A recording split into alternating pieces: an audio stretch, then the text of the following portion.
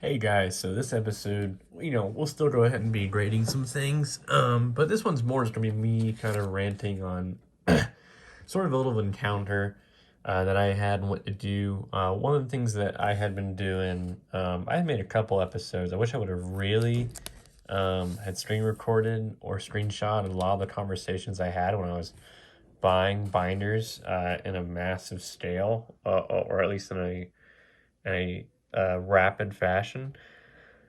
But like just the other day, it's a decent air crystal fairy. There's some beat ups here and there, some whitening and stuff.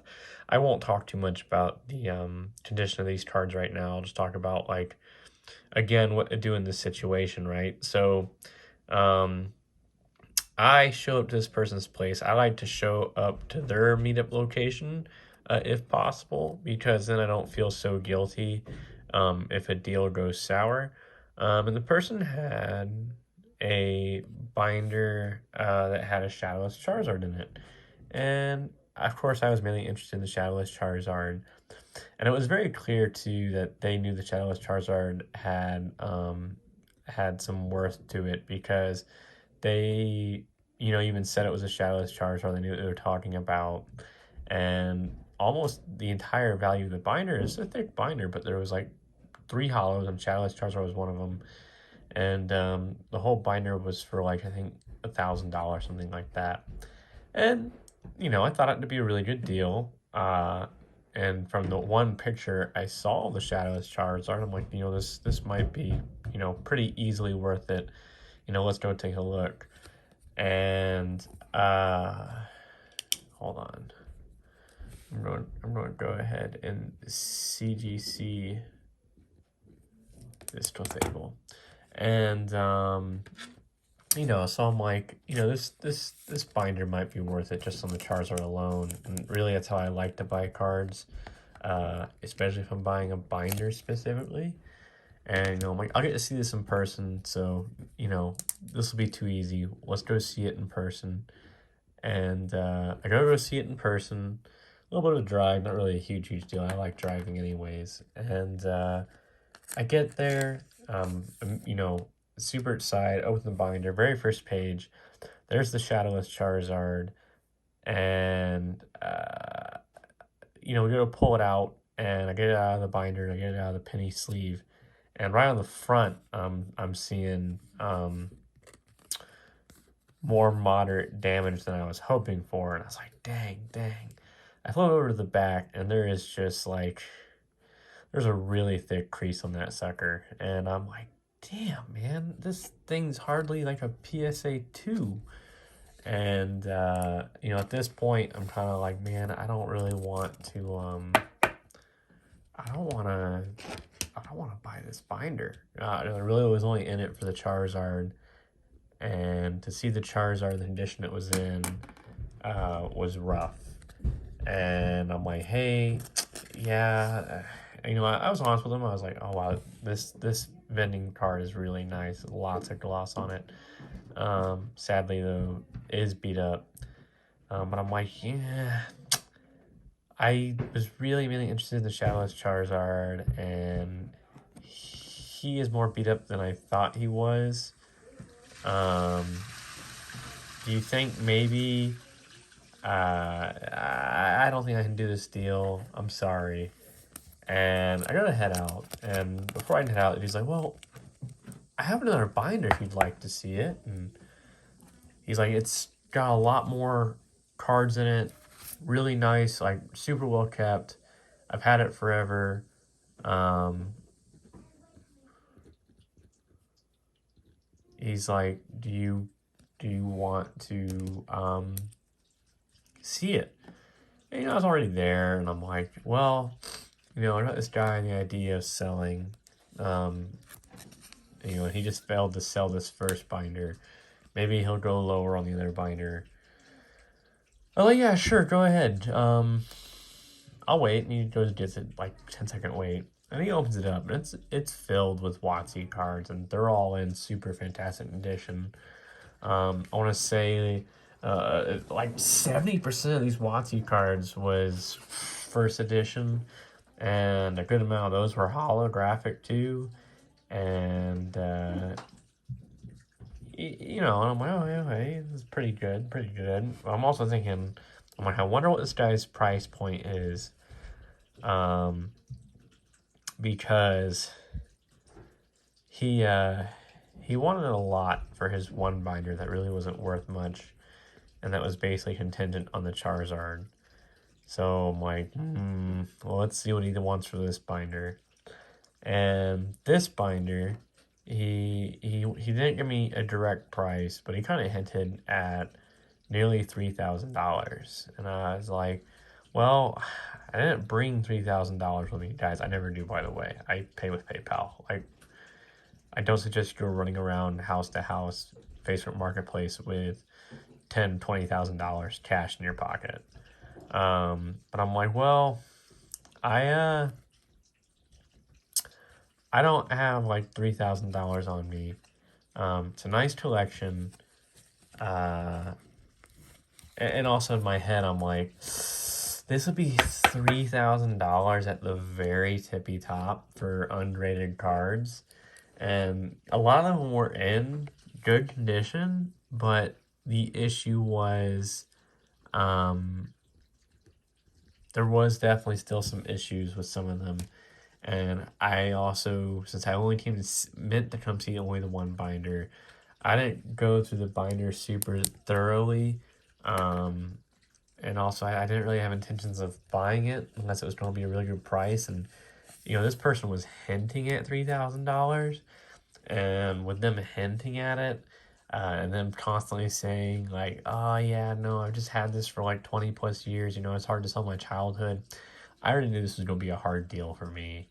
Um, and that's just not who I am. And I don't suggest you be that way either. I don't suggest you pay top dollar for cards. As you know, as much as Pokemon are kind of like a you know, they're a appreciating asset for the most part, as long as they're in good condition. Um, I just want to go paying top dollar unless you just have cash to spend.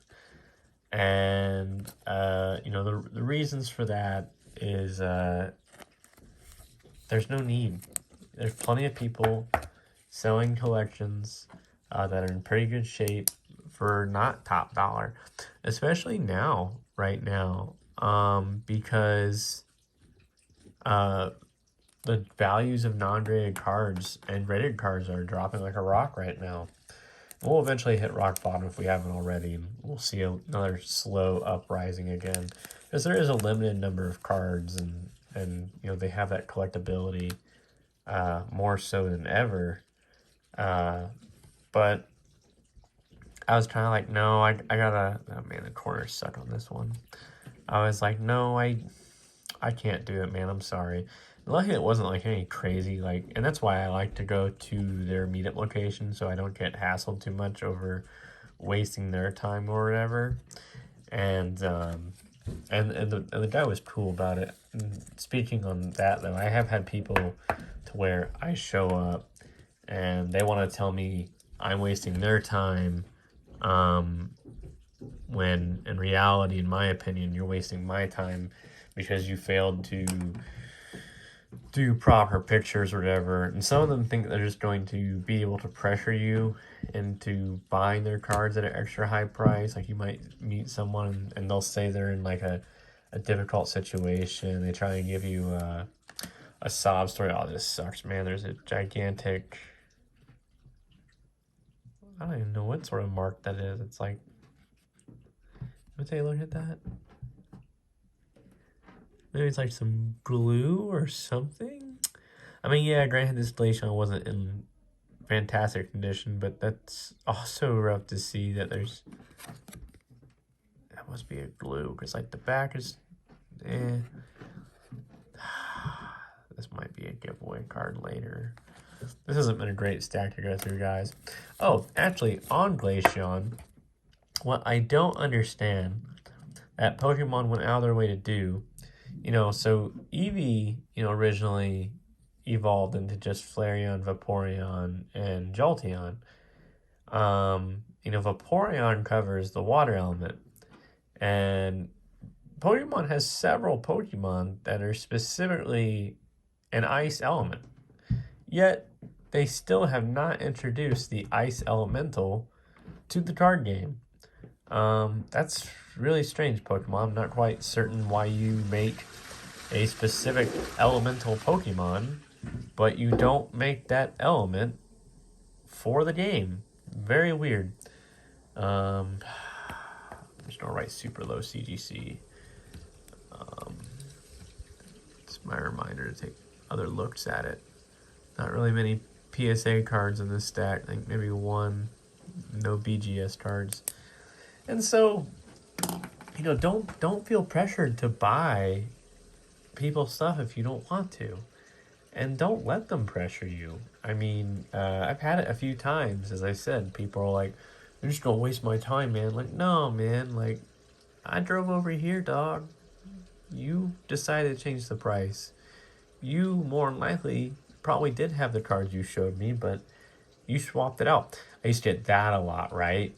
I'd want to buy a binder. The person was selling a binder, and they had a price, and that price for the binder, had certain cards in it, and it usually wasn't so bad they would say it when I met up, but right before we were about to meet up, they'd message me and be like, "Oh, by the way, someone bought this card, and this card," and I'm kind of like, "Oh, hey, the price change?" And they're like, "Well, oh, hey," and they like lower the price by like $5 when the three cards that they sold were like the main reason I was buying the binder. So here's this $500 binder, and the three cards I probably was basing the value on the binder, that they sent me. Those three cards together were probably worth $300. The rest of the binder was just kind of like bulk, and they sold those separately right before we meet up, and they take $5 off the price, and I'm like, no, we're not gonna make a deal. And I mean, really, a lot of times it's better just to walk away from such frustration. Don't just go wasting your money. And if you've watched this channel, I've had a lot of bad buys too. This isn't too bad. The centering is weird, like corner wise, but it's not too bad. I think we're still sitting in the nines. It's some huge whitening. This will be a CGC card, and so like don't let people talk you into a bad deal. It's obviously not worth it, and stand your ground for certain things, and it's the point of also knowing the value of things, and like understand also you're not always going to get amazing deals. Like I don't go off on people like if their price necessarily changes or something because they learn something more about the market or their situation changes. This is actually really good. A little bit thicker on the bottom, but not too crazy. PSA worthy. Some whitening there. I think I'll still PSA this one. And so I'd probably say PSA 7. I think PSA 7. I think this one's still worth PSAing. We'll say 627. And so, sometimes things change for people, and that's fine. That's whatever. They change their mind. Of course, I'm not happy about it if I drove to the location. They didn't tell me beforehand, but people also, like you, hold the right to back down from a deal or trade. Except for eBay. That's a bid. You're supposed to sell legally based on how bids work, auctions work.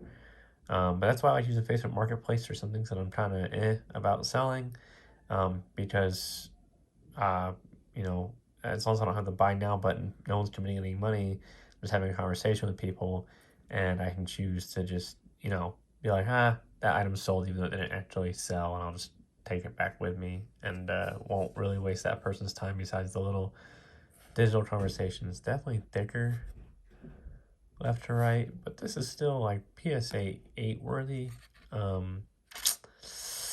Possibly PSA 9, but I'm feeling more PSA 8 on this Venusaur, so I'm gonna write PSA 8. If I was feeling more solid about the PSA 9, I'd say BGS. But I'm just going to go ahead and say PSA 9. Oh, sorry, PSA 8. Alright, so no BGS cards in this stack, mainly CGC and even some cards that will probably be giveaway cards down the road. Sorry if I lose you all in some of my rants. I really probably should do a straight story of rants instead of doing it while writing cards, but that's just not my style. Thanks for watching. Bye.